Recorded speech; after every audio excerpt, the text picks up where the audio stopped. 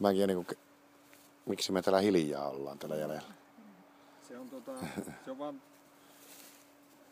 tullut varmaan siitä, että jotkut koirat häiriintyy. No niin, mutta jos sille pennusta asti opetetaan, että tässä soitetaan rumpua ja tässä on brasilialaiset sampakarnevaalit. Niin. Se on toki. Sitten jos se alkaa oikeasti niin päätä nostelemaan siitä, että sitä tulee sitä häiriöä, niin sitten sitä pitää olla niin, mutta sitten vaan kouluttarissa. Lisätä pikkuhiljaa sitä häiriöä. Mutta osaa se ilman ääntä ajaa sitten, jos ei olekaan ihmisiä vieressä kälisemässä. Ei sitä ääntä siihen kaipaa. Hyvinhän tuo meni. Niin ja tuo nyt on niin kusipää, kun se on niin ahne pentu, että se on niin helppo tehdä. No nyt toinen suora. Joo. Toinen suora. Miten pitää? No menee tuonne mettään, se muuttuu tuossa tienjälkeen niin mettäjäläksi. Niin että jotakin 900 400 Joo, sehän nykyään se askelväli muuten muuttunut tossa. Pitäisi kuulemma tehdä 70 sentin askel. Siihen saa oikeasti nainen harva. Ja se on se ipokin niin vittu, niin voi vittu mitään paskaa. Mieti oikeasti. Jos askelvälillä 70 senttiä, niin se on oikeasti kun se on 6 kertaa 7, 400, se on 420 metriä olisi kakkosen jälkeen. Kolmisen jälkeen olisi se 900 askelta, 9 kertaa 7. Siis melkein 600 metriä. Se on ollut pahimmillaan silleen, että eihän se ole kuin joku 300 metriä. Kehu vaan, kun se meni takas. Hyvin suuntaa tuon liikkeen tuonne eteen. Kyllä. Outihan ajoi semmosia vänkääviä koiria, miten se nykyään tekee. Se ajoi silleen tuossa vieressä. Joo. En oo muuten oikeasti niin... Loppuko jälkisiä? Ei.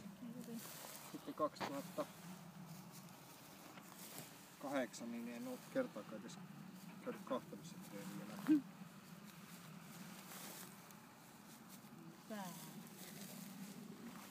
Kyllä mä kun sain niin täyslajallisesta jälkeen lopulta. Mä sinne kiinnostaa samalta. Hyvin tekee.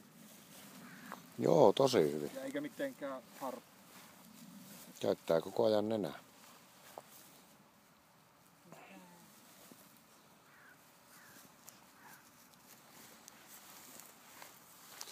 Mutta se, että kun ipokoirallekin tekisi pohjat ensin asfaltilla, niin ei tarvitsisi opettaa mitään muuta kuin vähän tekniikkaa.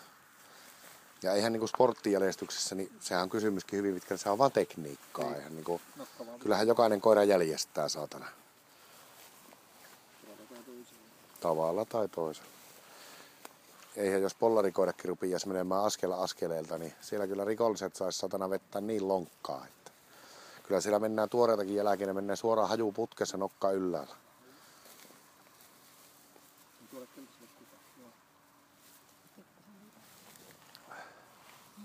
Hieno siili.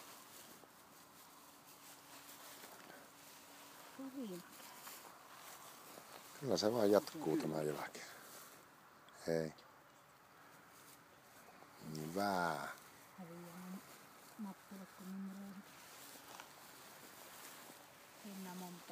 Joo, on tuossa 10 metriä. Mistä asti opettaa simmitä ne jälleen? Niin, totta kai.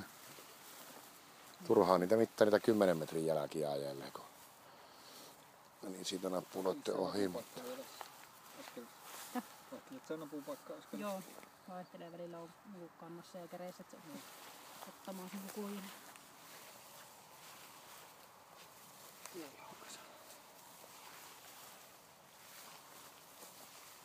Hyvällä moottorilla tekee.